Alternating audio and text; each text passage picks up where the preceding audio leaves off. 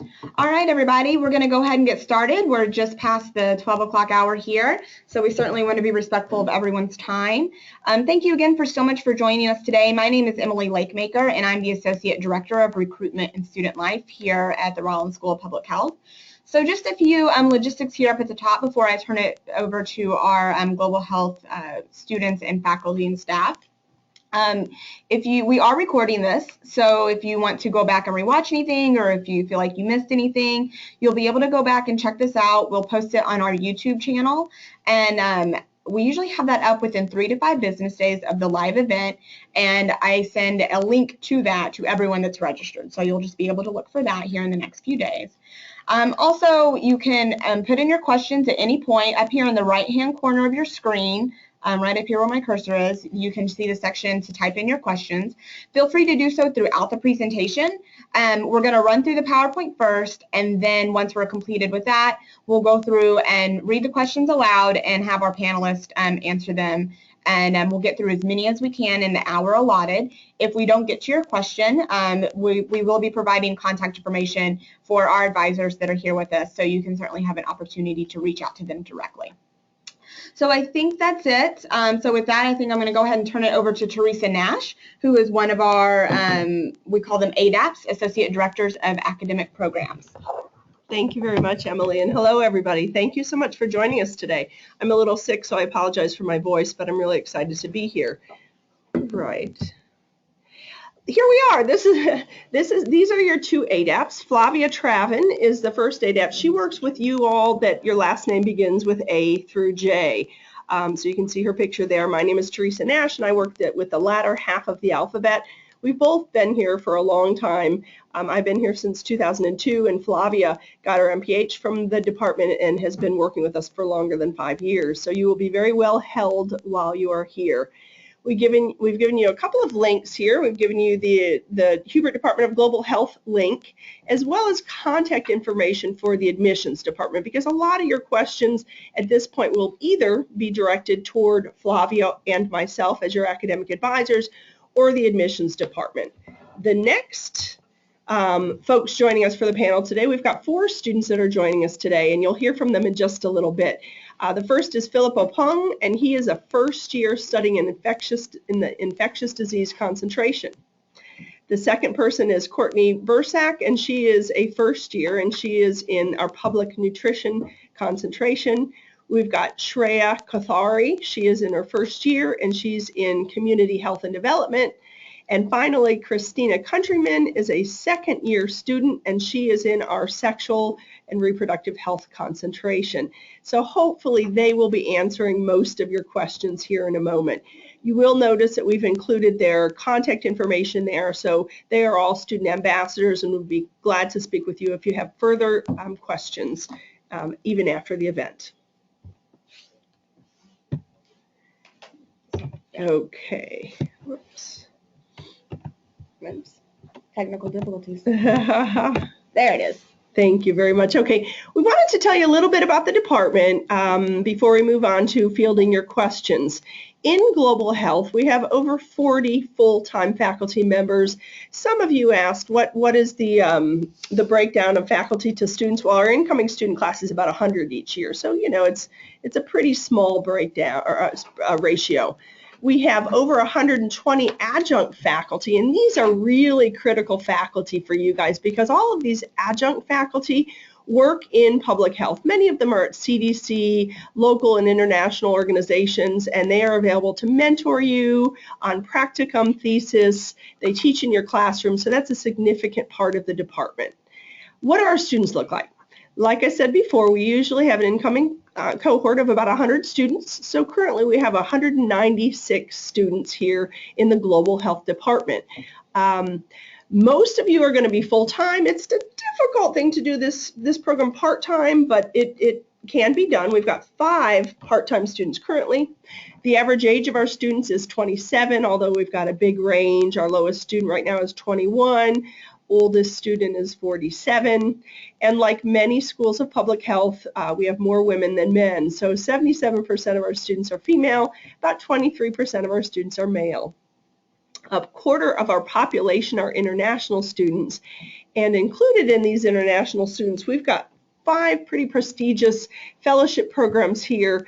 And so the fellowship programs that we currently have in the department is the Humphrey Fellowship Program, the Center for Humanitarian Emergencies Fellowship, the King Abdullah Fellowship Program from Saudi Arabia, and the Fogarty and Fege Fellow Programs. And a neat thing about these fellows is these are all mid-career professionals who are here to advance their studies, but they're leaders back home in the field of global public health. So they're in your classrooms with you, they become your friends, and often you're going to learn more from these folks than you're going to learn from your faculty. They're just very, very, you know, they work in the field, and they're great mentors for you as well. All right, a little bit about our coursework. Currently in the Global Health Department, we have 81 GH-led courses. That's bigger than any other department. We have a pretty large faculty, and we have a lot of courses and a good number of students. Most of our classes focus on skills or methods because, as you know, this is a practitioner degree. So in order to be competitive with your fellow graduates, you really have to leave with a very strong methodological or skill-based skill set. And we'll talk about that in just a minute. The practicum component of this degree is one that attracts many of you. In global health, the majority of our students are interested in doing practica in low-income country settings. So you can see last year the span of countries that our students did their practicum in, and our students will talk to you in just a minute about what their upcoming practicum plans look like or where they did their practicum last year. But I will let you know that all of our faculty in global health are research faculty, and their research projects scan the globe. So it gives you a very unique opportunity to do research with your faculty in low resource country settings over the summer. And oftentimes this practicum can lead to a thesis during your second year. I wanted to speak with you just for a second about a REAL program because many of you will become REAL eligible once you matriculate. The REAL Award Program, think of it as the old work-study program, and I think work-study money at a graduate level went away many years ago when our economy hit a downturn. We have seen this as a really important program, so the school actually now funds students, and we pay 50%, and then the employer pays the other 50% so that you can attain very, very competitive jobs with the CDC and CARE. Some of you work on campus, but these are super competitive positions that students have access to because they are given the REAL award. So if you have not yet filled out your FAFSA and gotten it in, you're going to want to do that because this is an award that is made on the completion of your FAFSA. A little bit about employment, and certainly we can talk to our students about this later, but in our May of 2015 graduating class, 58% of our students had jobs at the time of graduation, and that's really an impressive number. The sectors that our students work in, typically, and this doesn't change a whole lot, nonprofits or NGOs, about 27% of our class work in this sector. Government jobs like the CDC, about 27% as well. Hospital healthcare delivery facilities, 19%. University or research institutes, 19%, private practice, 2%, and you can see the others there. Okay, I wanted to spend just a couple of minutes talking to you about our curriculum so that all of you are on the same page about what the requirements for this MPH program is. And after that, I promise I'm going to shut up. I'm wearing my voice out anyway and pass the baton on to our students who will give you a much broader perspective than I could provide. So as I mentioned earlier, this is a very skill-based, methods-based program where you can not only get quantitative skills, which most of you want as a part of your MPH heavy methods in EPI and biostatistics, but you can also take qualitative-based classes like qualitative research, qualitative data analysis, community-based participatory action, and other really well-received courses. This MPH is a 42 credit hour degree program meant to be completed in 2 academic years. So students go to school in the fall and spring, they have their summer practicum, and they come back to finish up in their second year fall, graduating in that second spring. The practicum requirement is a 200 to 400 hour program requirement, Most of our students are completing more like 400 hours, but the minimum is 200 hours, and we also require a thesis project. As you consider your options for graduate school, our department believes that a thesis is really a gold standard. We're not likely to get rid of that requirement anytime soon. You will want to take a look at what the thesis requirement is or what the capstone requirement is for the programs that you are considering.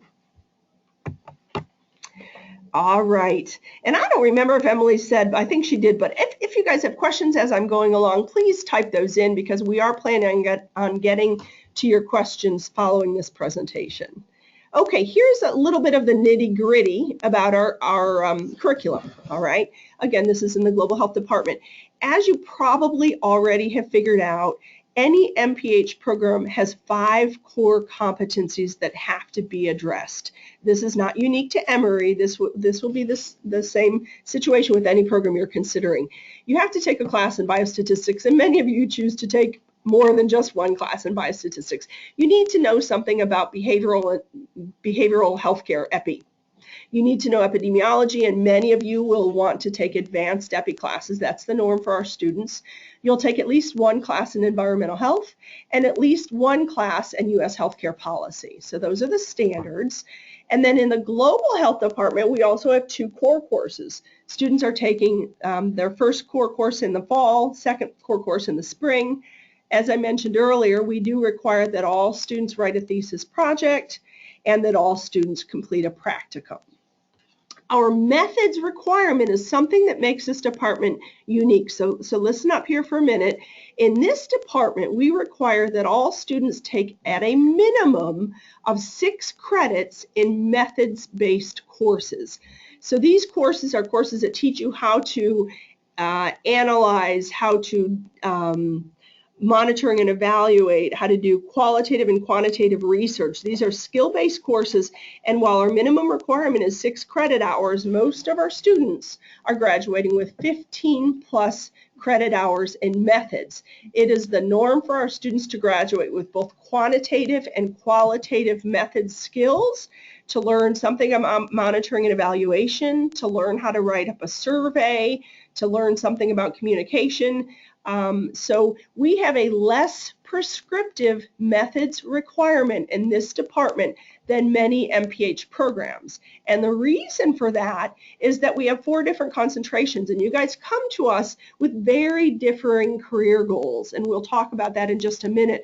But in order to be able to facilitate that you have a curriculum tailor-made to your career goals, what we've done is we've approved 45 classes that are offered school-wide that are skill-based or methods courses. And then you work with your faculty advisor and your academic advisor to get advisement on which courses to take to really tailor-make a curriculum that's going to support your career goals.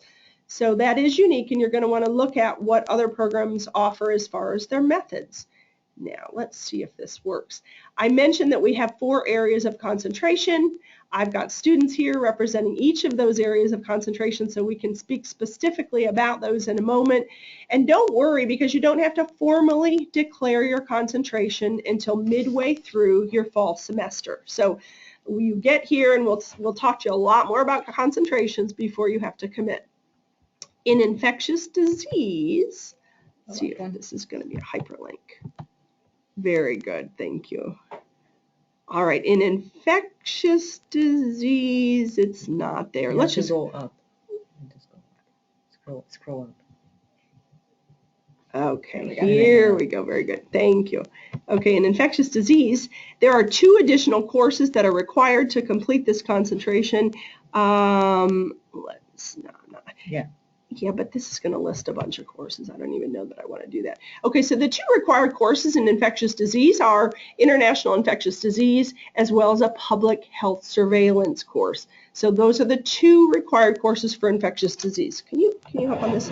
Okay. Go back here. So the next concentration, and again, these concentrations are meant to minimally guide your course selection if you're interested in a specific area.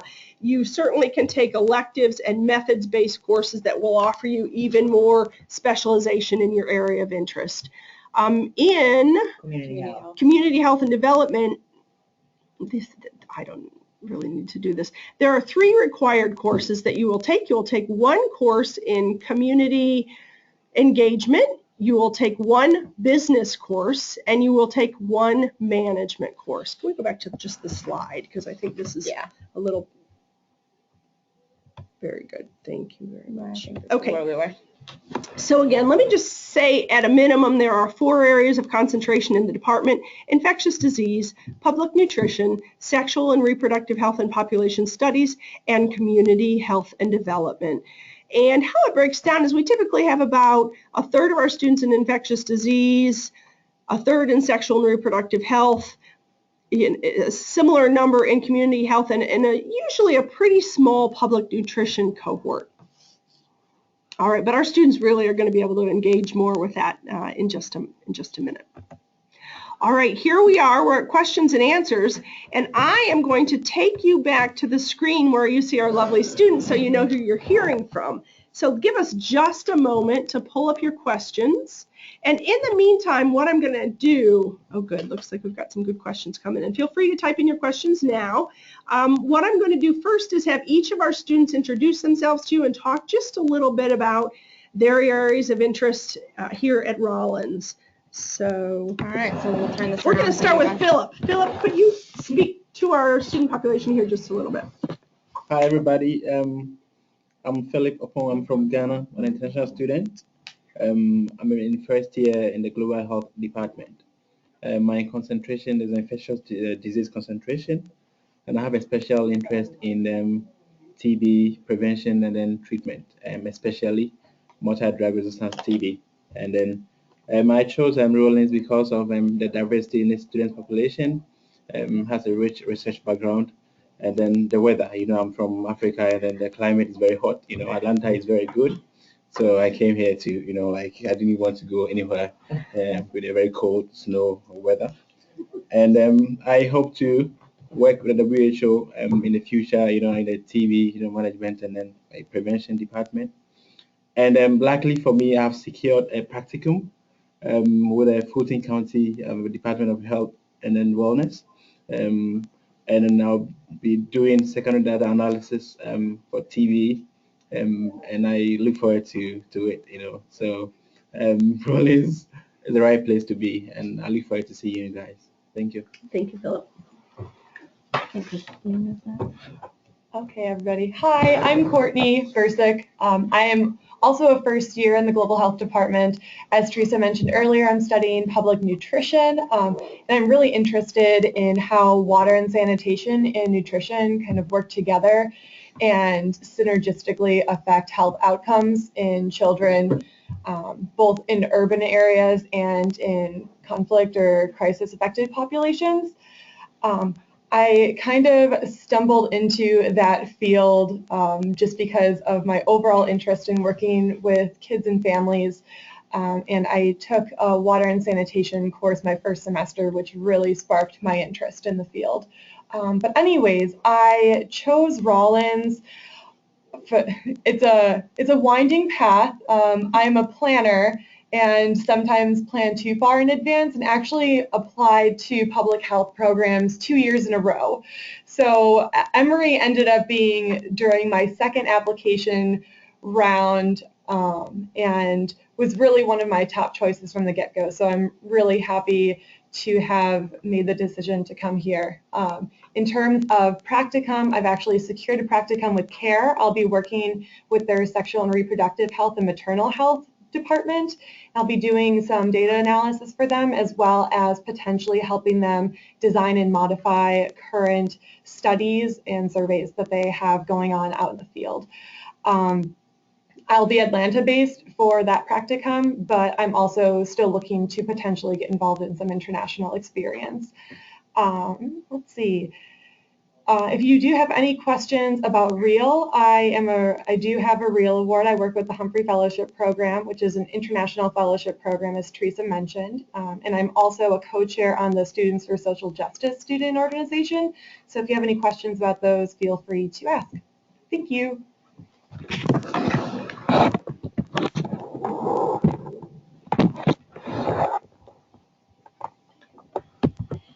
Hello everybody, I'm Shreya Kothari. I'm a first year global health student concentrating in community health and development. I'm also an international student and it's for the first time I came last year to America, a completely different country, and it's been an amazing experience for me so far, and it will be, I'm sure. So I did my dentistry back there, and I chose Rollins because I've been into social service since childhood, and I thought Rollins is a great place to polish my skills, and the faculty is amazing. They're so helpful. They hold your finger and guide you through. So, and about my practicum, I've secured a practicum in YHER organization. It's an organization based in Washington, D.C., which works on gender-based violence in the Middle East. And this program entails looking at existing available research on issues of gender-based violence and how it affects pregnant women. And they'll also work on refugee and internally displaced migrants.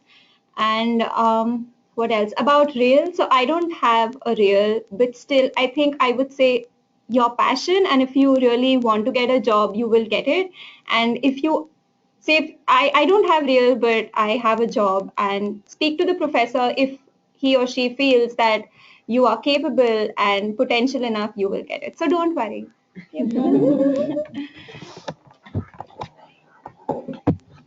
Hi everyone, my name is Christina Countryman. I'm a second year. My concentration is sexual and reproductive health and population studies.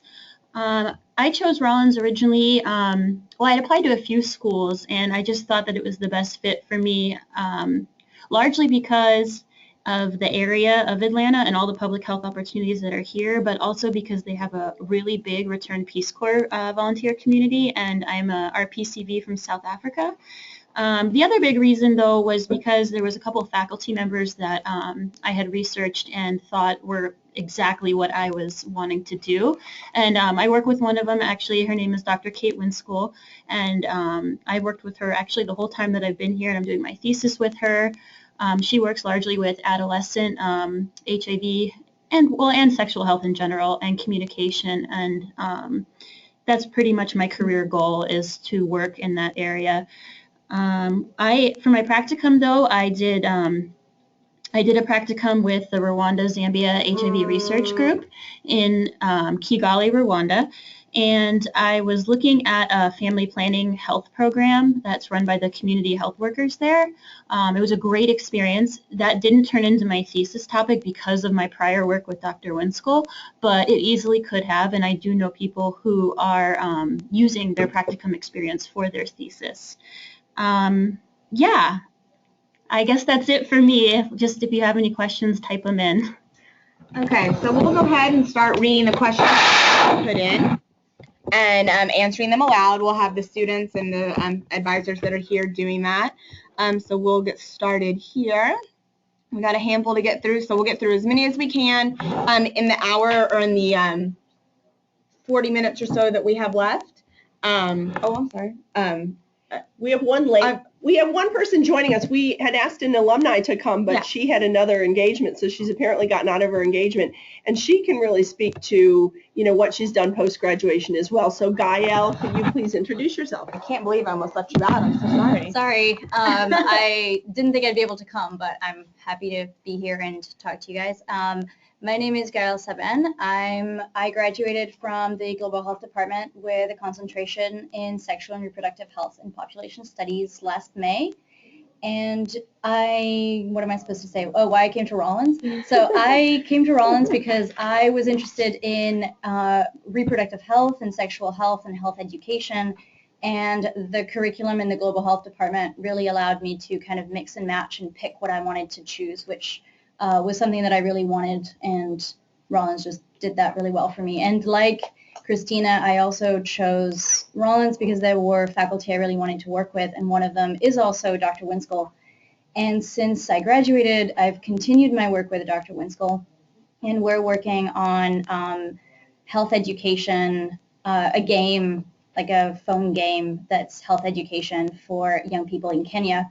And that's been a really great experience, and I'm continuing to learn new skills and also apply what I learned, which is really great.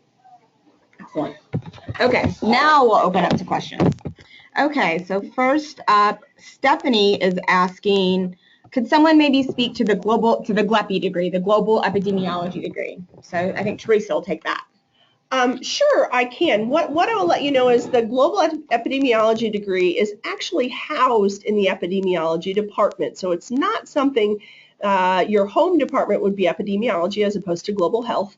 Many students that are interested in global epi are also in our department, and the reason being, as I mentioned earlier with our methods courses, our methods are structured so that you can really pick what your area of focus is. So in global epi, students, their methods are they take the regular biostats class and then in advanced bios. They take regular epi and an advanced epi. They take a SAS class, a logistical regression class, and a couple of other courses. All of these courses you can also take from the Global Health Department. So, and additionally, you could take some qualitative research courses, some evaluation courses. So it ends up being a sum positive. Not only can you follow the same curriculum, but you can also choose additional courses to add to your skill set. So that's part of the strength of the department, is just that you build your own methods curriculum with the assistance of faculty and your academic advisor. All right, Maria is asking, what are the math requirements for the quantitative methods courses? Do you need multivariable calculus, differential equations, or linear algebra? Let's let the students speak to this. The students have strong opinions. No, you don't need anything really beyond, I would say, maybe basic College algebra. Yeah, college level algebra. Even if you're not that familiar with calculus or you took it a while ago, I think like calc and stats, I was maybe 3 or 4 years out when I started, and it's been totally fine. Mm-hmm. I was almost 7 years out of math and statistics. I still managed to get a B in biostats, so you'll be fine. All right, so some very strong opinions on that from our student here. But if you like math, don't like not do math. Yeah. Math is great. Sandhya is asking, how long do students usually stay abroad during their practicum? Yeah, I think the minimum is 6 weeks, I think, but I stayed actually for 3 months, and I think that was most of the people, at least in my friend circle, were gone that long. So it's really up to you. I know this isn't a specific question, but can you all speak to the funding that is available for summer practicum, because we did not cover that yet? Yeah, I can speak to that again because I've done it. I got a Jiffy.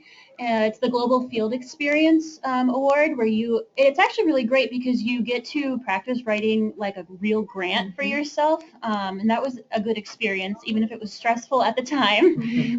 But I ended up getting funding, and then I also received funding through what's known as GEMA, and it's the Global Elimination of Maternal Mortality Due to Abortion, because Rwanda has a high, actually, maternal death to abortion, and family planning is one of the best ways to prevent abortion. So they funded me quite well, actually. So yeah, it was awesome because without those things, there's no way I would have been able to afford to leave. Thank you. Okay, Maria is asking, she's got a specific question for Shreya. She's asking, what is your thesis project? And then also, what are other examples of students in the community health and development? I guess, what are other thesis examples of students in the community health and development concentration? So my thesis, I'm actually, I'm not sure what I'm going to do for my thesis yet. Let me do my practicum, and if I find similar interests with the thesis, I might do that, but I'm still open for options. And about my friend circle or my batchmates, I don't think anybody's really started to think about the thesis. Everyone's aiming for the practicum right now, and maybe in about a month or two, they'll start thinking about the thesis.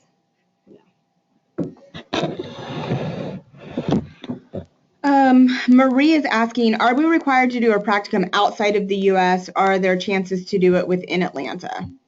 You're not required to do your practicum outside the U.S. In fact, this is Courtney speaking. Myself and Philip are both going to be in the Atlanta area. I did mine, both of mine in the Atlanta area. So did you do 2 practicums? Mm-hmm. Yeah. Mm-hmm. Yeah, so you have the flexibility to start your practicum anytime after fall. So if you, for whatever reason, really are proactive and want to have more of your summer free for other opportunities or internships or whatever it is you'd rather do with your summer, you can complete your practicum during the school year. I do know some second years that are doing completing their practicum or finishing it up this semester, but typically it's over the summer. This is Teresa, one of the ADAPs, and I want to chime in here and just offer a couple of things. Number one, in the Global Health Department, we do something unique, which is in the fall, we host a Practicum Opportunities Fair, and that's where we invite our collaborators from outside as well as faculty from the department and other departments to present potential practicum opportunities for the summer. So that's a helpful thing in securing a practicum. Typically, about 40% of our students will do a domestic practicum. The other 60% will look to do something internationally. And many students do more than one practicum opportunity. So these, basically, it makes you competitive to fill up your CV. So you can certainly do, one practicum in Rwanda working in HIV, and then you can do a second practicum with CDC doing a piece of work with them, and then you have a real opportunity job with another organization doing a piece of work with them, and you could have one real job during year one and a second real job during year two. You can see that by the time you graduate, you're really going to have a competitive CV. And additionally, you can complete a certificate program to give you further specialization while you're here. So you really can dig deep. I didn't mention earlier that there is something unique in our tuition structure, and that is we charge per semester as opposed to per credit hour, which allows you to take between 9 and 16 credit hours any given semester. So you can graduate, and most of our students do graduate with in excess of 50 credits, finishing a certificate in complex emergencies or maternal and child health along the way for the same tuition burden. Mm-hmm. And real quick, I'm looking down the row, and it looks like Maria was asking about percentage of students going abroad during their practicum, and I think you just gave that statistic. Can you give that one more time? Yeah, about 60% of our students do an international practicum. The other 40% are doing a domestic practicum. All right. Can I say something about that also? A lot of the people who end up staying in the U.S. are also international students, and so there's a little bit of that going in there also, is that a lot of international students do not choose to go abroad because they already have the international experience. Mm-hmm. All right, Alexandra is asking a question specifically for Courtney.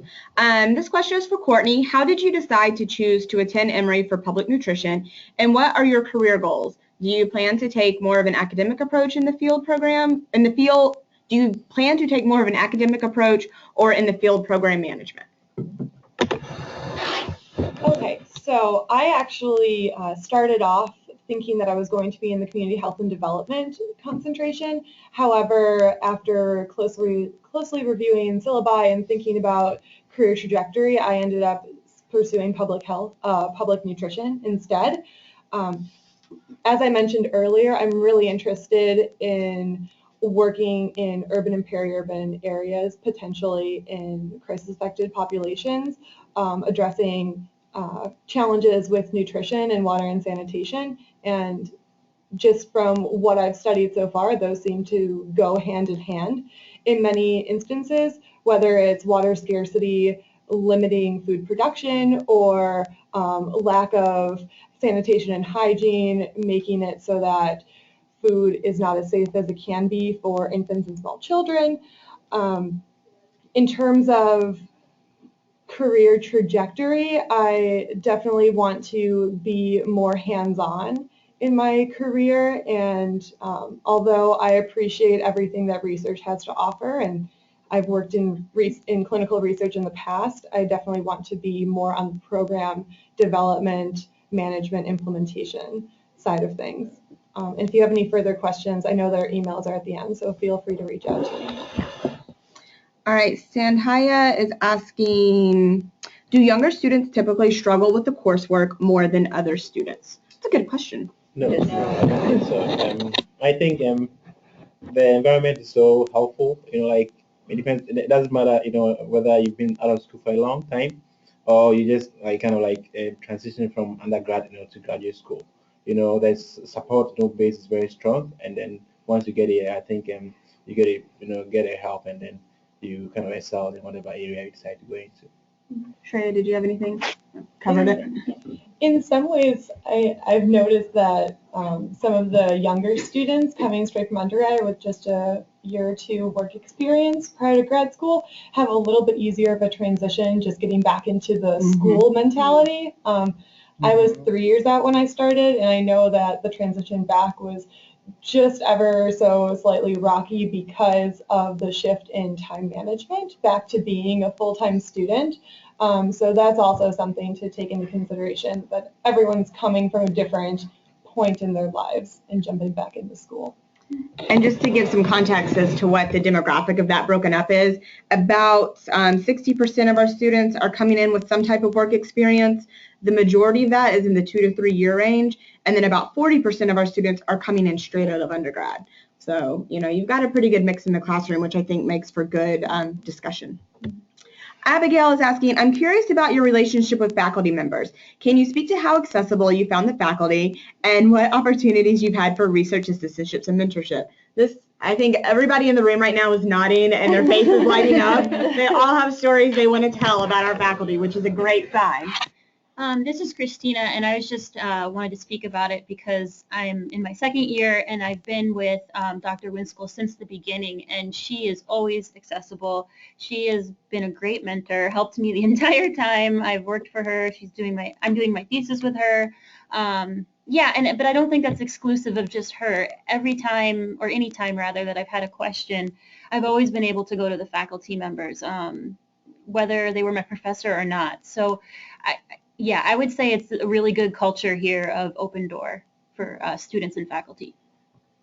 Yeah, I think I agree. I perfectly agree. I think the faculty is very accessible. They are very supportive, and then the ADAP, faculty advisors, other lecturers, everybody. You just have to send out an email, and then they book an appointment.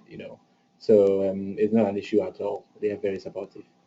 Can I just add, sorry, Shreya, I'm just going to let you know that if you go to our website, you can take a look at our faculty, and if you want specifically to reach out to somebody or you have an interest, shoot your ADAP an email. You've got your ADAP's email addresses there. Can we switch to the ADAP screen for just a second? We're going to give you our emails, and you might want to write down the email address for your ADAP, because that really is somebody that you can reach out to. So if you want to chat with us about a faculty member, you want to be put in contact with a faculty member, just send your ADAP an email and we will make those connections for you. And again, guys, we are recording this, so you can go back and check all this out, and all of their contact information is on our website. So if you're not getting this right this minute, it's not, it's not your only chance. All right, so we got Abigail's question. Alexandria is asking, can you talk a little bit about the Students for Social Justice organization? Yes, great question. All right, so the Students for Social Justice organization is actually quite new. The founding executive board has just handed over the roles to the board that I'm on now. So it was just chartered I think it was chartered this fall, actually. So it's kind of like big picture goals right now. Most currently working on developing a strategic plan to implement at Rollins in coordination with other social justice minded student organizations to target what we perceive to be a goal of mission and vision that the school can strive to meet in terms of creating the most inclusive and kind of action-oriented, social justice-oriented environment possible.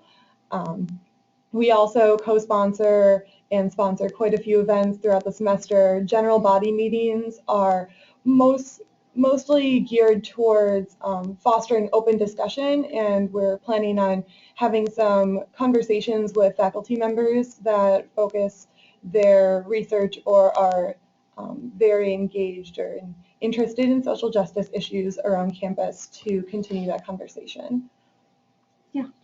I'm not in social justice, but I'm in Delta Omega, and we've worked with Students for Social Justice actually on our past 2 events. And the first one involved the refugee and immigration situation here in Atlanta.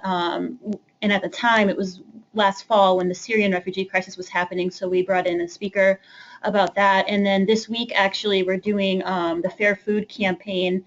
And we're showing a documentary, and we've been tabling outside of our cafe here at Rollins to sign postcards to Publix. It's a grocery store here, to sign on for better wages. So my point is that it's a vast array of things that the Students of Social Justice do, and they usually work with other organizations. All right. Abigail is asking, how would you describe the culture at Rollins? Pretty broad, but I'm sure you guys have some insight. Okay, I think Rollins is very diverse in the student body. As I said, you have students coming from all over the world with different, culture and all that. And I think the environment is very kind of supportive, very kind of like accommodating, and then it helps us nurture our cultural backgrounds, even though there's tolerance to, we tolerate each other, and then we have like programs that kind of like help us try to celebrate, I think, our background and things. So I think the culture is very nice here, and yeah. All right. I just wanted to add a little bit to that. I took a few courses at a different public health graduate program prior to coming to Rollins, partially because I was working for that university as well. And Rollins, although you don't have students living on campus like most graduate programs, it does have a great community feel. This isn't a place where students come for class and then leave. Mm-hmm. The building is accessible to all students 24 hours a day. You just swipe in after hours if you need to get to a computer or anything. And I can tell you I've been here a few late nights, and I'm definitely not the only one who likes to camp out in the Grace Crumb basement. The Gracement. Yes, the Gracement. And also just to let you know, I have quite a few friends that are in other graduate programs, whether it's a PhD or master's, and a lot of them have asked me, oh, do you feel like it's really competitive? And I said, no, absolutely not. I don't feel like grad school is a competitive burden. I feel like I'm in a very supportive environment where I know I can ask and just about any question I need to ask. So keep that in mind when you're considering schools. And kind of tying the last 2 questions together is that the community isn't just student supported, that the staff and the faculty and the students do support each other, and there's a lot of opportunities to work and learn from other students, and then to work with and learn from faculty. And so it's pretty kind of symbiotic. The faculty really couldn't do all of their research and all of their work without the students, and vice versa. Let's see. Sandhya is asking, how hard is it to get a global health job that is based in the United States? I have one. All right. So sorry, this is Gail. I'm the alum who keeps talking. I have a global health job that is based in the U.S. Actually, more and more global health jobs are based in the U.S. because, and this is a good thing, as there's more capacity that's being built in different countries, there isn't a need for people from the U.S. or from Europe or from wherever to go and work in Kenya, South Africa, etc. full time. So there's a lot of jobs, and all of my friends who were in a global program work from the U.S. So one works for CARE, I work at Rollins, a few work at CDC or Wellcentive or different Jimmy groups. Jimmy Carter Center. And so I know very few people who actually did global health and go and work outside the U.S. place. And if they do, they tend to be more short-term jobs because that's not sustainable. And it is building sustainability, which is part of what you learn during the program. That's a good thing. Disappointing as that might be for somebody who wants to go and live in the middle. I forgot to close my email and all this, so all my emails keep popping up. Sorry about that, guys. Let's see. Sandhya is asking, Christina, what is the name of the faculty member you work with? Oh. Dr. Kate Winskell. And Gail also works with her. I also work with her. Yeah. She's quite popular here. It's pretty awesome. Or in this room at least. So, Popular. yeah. Maria's question is, we pretty much already covered this. Her question was, how accessible are the professors outside of class? We've pretty much covered that. You know, I think all the students had something to say about that. Philip, we've got a question from Levi for you. He says, Philip, what are you where are you doing your practicum? Hi, I'm doing my practicum at the Fulton County Department of Health and Wellness at the Communicable Disease Prevention Branch, and then we focusing on TB prevention in homeless population in Georgia. Yeah, so. Maria is asking, do most students work in addition to the program? How difficult is that to manage? Yes, they work, for sure. Shreya has something to say. Yes, so it is definitely difficult. Time management is I think the biggest challenge of graduate students. You have your work, assignments, midterms, finals, plus your job, which is 10 to 20 hours a week. So just be strong and you'll do it. Yeah. Yes. I also know, I also know people who end up working with they have 2 or 3 jobs eventually. So it's not impossible. See, because you have 2 years and you want to make the most of it. So it's doable. Yeah. Courtney, you have something? Yeah, I was going to say, that's actually one of the reasons why I decided to come to Rollins. A few of the programs I was looking at actually discouraged students from working at the very least during their first semester. But coming from the workplace, I know how important it is to gain as much experience as possible even while you're in school. And I think Rollins has a great setup with the REAL program. Most REAL positions are 10 to 15 hours a week, with a max of like 266 hours per semester or something random like that. But the one that I have is actually 20 hours a week, and I typically work between 15 and 20 depending on what's going on with the program that week. And that's been pretty manageable. And I'm also pursuing a certificate, so keep in mind that I'm stacking on a few other classes beyond the concentration and core courses. I can't think of students, I can't think of any student I know that's not doing something in addition to class, whether it's a real job or an internship Or just a volunteer or position. a teaching assistantship. And this is Flavia Traven, the other ADEP, and I think depending on the position that you work, hours can be very flexible. So Courtney, we work in another capacity, and some supervisors, they understand how heavy can be, depending the number of courses you're taking. So they do understand that, so they can be very flexible with the hours. Excellent. Yeah, even during your exams, they let you work less and you have more time to study. So they're awesome. Yeah. Elizabeth is asking, how common is it for global health students to participate in a certificate program? I know, Courtney, you're doing a certificate. Anyone else? All right, we'll let you talk. Great. The maternal and child health certificate is also one of the reasons why I came to Rollins. As I said before, Rollins was pretty high on my list of checking all the boxes. The maternal and child health certificate in particular is one of the 2 selective certificates on campus. Most of them are open entry, and it just depends on whether you plan to complete all the courses, and then you enroll yourself in the certificate and you end up earning it by the end. The maternal and child health one is a bit more time intensive. There's a lot of community-based involvement. This semester I'm working with the Georgia Family Planning Program. We're doing an assessment on adolescent friendliness in their family planning clinics throughout Georgia. And then next year I'll have a year-long seminar that takes place in the evenings through Georgia State, as well as other community-based involvement with children with special needs in the spring.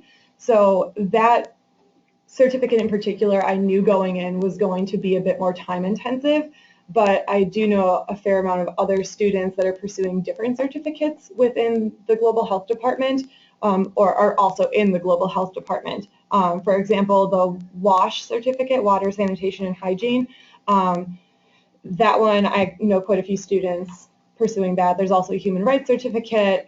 certificate in health. complex humanitarian emergencies, mental health, religion and health. I think we have like eight or nine. Yeah, I would say check the website, and typically they'll have a layout of what each certificate requires. As I said before, I'm a planner, and if you're really considering a certificate, I would highly recommend that you at least take a look at what your full course load would be for the 2 years that you're in the program to make sure that you can fit in everything that you want to fit into your degree, because 2 years is a really short time and you want to make the most of it. It doesn't feel like 2 years is a short time until you get here. And then you're trying to like, look, I want to take all these classes. Oh, yeah. I want to do all the things.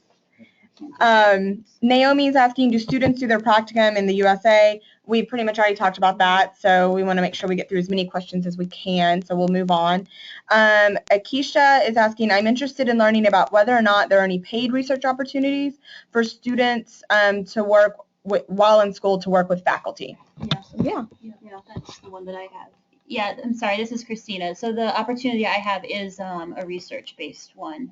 It is through REAL, but it doesn't necessarily have to be, I don't think, of all the, but yeah, there's definitely research-based. Mm-hmm. A lot of that's going to be through Rollins, through faculty, and faculty always need research assistants. And a lot of them are REAL because it's cheaper for faculty to hire REAL students, but they do also, some faculty do also hire non-REAL students, and those are definitely paid. Yeah. So, yes, if you want research, You'll get it. you'll get it. Let's see, Catherine was asking about the Maternal and Child Health Certificate Program, which Courtney just gave a great overview of.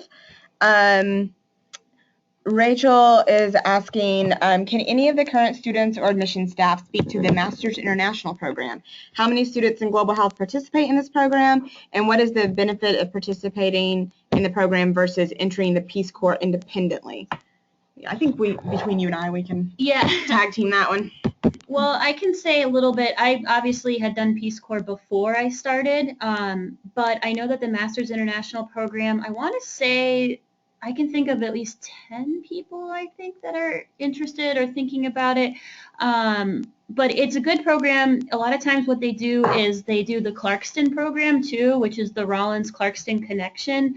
Clarkston is just outside of Atlanta, and you work in various capacities with the refugee community. I actually do that even though I've already done Peace Corps, so it's really open to everyone. But as far as the benefits, I did it first, and that's the whole reason I'm in public health. I wasn't public health before, so to me it was beneficial to do it first, but I don't think that that's always the case if you know what you want to do. Yeah, so just to kind of give a brief overview for some of you that may not understand what the MI program is, it's a program here within Rollins where students who have not done the Peace Corps yet but are thinking they want to do it, they can enter, and there's no real application. You really just say, I want to be MI. You can be in this program, and there are weekly seminars on Fridays that are led by our returned Peace Corps students that have gone through the Peace Corps and are coming back, and they lead these sessions every Friday. And if you're in the MI program, you're going to those. And in that, you're really just learning different skills you would need once you're placed in country. So it's, community engagement and leadership skills and things that would be just very beneficial. There's no requirement to enter the Peace Corps if you're in MI. Some students do it specifically just to get that extra leadership experience and skill building. And then some students enter it thinking, yes, I want to go into Peace Corps, but then upon talking with all the RPCVs, the Returned Peace Corps volunteers, and upon just like learning more about the program, maybe they figure out it's not for them. And I think that's just as important as having it solidified that it is for you, because it's obviously a huge choice and a huge commitment of, 2 years of your life overseas. So the way that it works is you enter the program, you apply to Rollins, you get in. You're here for the 2 years. You're in the MI program, going to those seminars each week, working with Clarkston, and then you're doing your Peace Corps application concurrently. It's not, you then complete your degree here, so the completion of your degree is not tied in any way to your Peace Corps service. And if you do get accepted into the Peace Corps and you're in our MI program, we award you a $2,500 stipend scholarship in your last semester. and that can kind of help with any transitional cost between graduation and starting your program. But for those that are doing MI and actually do enter the Peace Corps, usually they start their Peace Corps service very quickly after graduation. We're talking 2 or 3 weeks, just maybe, if that even, just enough time to graduate and have time to get your life packed up and get sent overseas. So hopefully that helps. And I'd be more than happy to talk more in depth about that, Rachel, if needed. Marie is asking, what is the difference between practicum and internships, and if students get internships? Pretty much the same thing. I guess it kind of depends. An internship can be a practicum. Yeah. And the one that I'm doing with CARE this summer, they call it a practicum/internship because it will also carry over into next year. So I'll be working with them full-time over the summer and then part-time through the following academic year. So it can be one or the other or both. It's all just depending on how you want to call it. Mm-hmm. And so, if you're doing something that's actually working towards your practicum hours, but then you get a separate opportunity that you have the time for and that you want to take on as an internship, then that's something you could certainly do. So it's kind of just a matter of semantics versus a significant difference. Catherine is asking about PhD programs. Are any of you hoping to apply to PhD programs? And could you speak to how Rollins has prepared you for this or for that? I'm seeing a resounding set of no's on PhDs. But I have several friends who did do that and are pretty happy. And several of them actually continued and did their PhD or are doing their PhD at Rollins. And so for them, the transition has been super smooth, and they're actually ahead in a lot of ways compared to their other cohort mates. I wanted to briefly say that looking back at the methods requirements here in global health, if you're interested in a research-based PhD, students would simply be taking a second-level bios, a second-level epi class, and some other courses that would help support their application for PhD. So many of our students do go on and get a PhD, and we would help them structure their curriculum so that they would be most competitive in that program. All right, Brianna's asking, this question is for Courtney. Are you doing the WASH certificate program? If so, have you felt like it's been more work in addition to your degree? So you're not doing that one, are you? That's an interesting question because I will most likely end up finishing with just about all the courses I would need for a WASH certificate because I plan and squeeze everything in my schedule ahead of time. So long as you work ahead to make sure that you can fit in the courses that you need to fit in, and so long as you secure a practicum that's WASH related, which is actually much easier than you would think because the Center for Safe WASH here at Emory is fantastic. And I must say, when the practicum opportunities link first launched in the Global Health website, more than half the practicums were WASH based. So you definitely have more than ample opportunities to complete those requirements. Yeah. I wanted to chime in. I actually have coordinated the Complex Humanitarian Emergency Certificate Program for many years, and I wanted to say that in broad strokes, a certificate typically requires that you take 12 credit hours worth of coursework that will help you specialize in that area. They typically have a volunteer component, and usually the practicum and or thesis must be in that area of certificate. So that's what the requirements look like. Certainly doable. Most of you are graduating with more than 50 credits anyway, so you can see that you can definitely work in a certificate program while you're here. All right, Santaya is asking about group collaboration. She's saying, how often is there group collaboration in the coursework? She also says, thank you so much for the information session. I really appreciate it. You're very welcome. As an international student who's a doctor, I wanted to know if many of the courses in the, I've moved on to the different question. Sorry. So Santaya just is asking about how often group coursework is happening. Always. Yeah, it happens in a lot of classes. I'm trying to think, probably 5 of my classes have had group work. Yeah, most classes have group work of some kind. Most of classes. Yeah, from the first semester onwards, the global health class will have group work. Yeah. Yeah, it's more like group, they core courses, a lot of my group work. And keep in mind, that's basically what you're going to be doing in the, once you finish your schooling anyway. So it's actually like a really good transition phase. Yeah, that's good. Yeah, one of the main things that we always tell students is that public health is a small field, and the students that you're going through this program with, your cohort, they're going to be you'll be working either with or for them at some point in your life. So it's good. It's a really good chance to kind of help build those skills early on. Okay, let's see, what do we got here? And my apologies for completely butchering the name that I'm about to say here. Poladevian is the one who is thanking us for the information session. We're very happy that you're here. They're saying, as an international student who is a doctor, I wanted to know if many of the courses in the infectious disease concentration of global health will be similar to what I learned in medical school, and also about whether we will get any assistance as far as our visa is concerned if we choose to do our practicum abroad. Yeah, I'm a clinician from Ghana.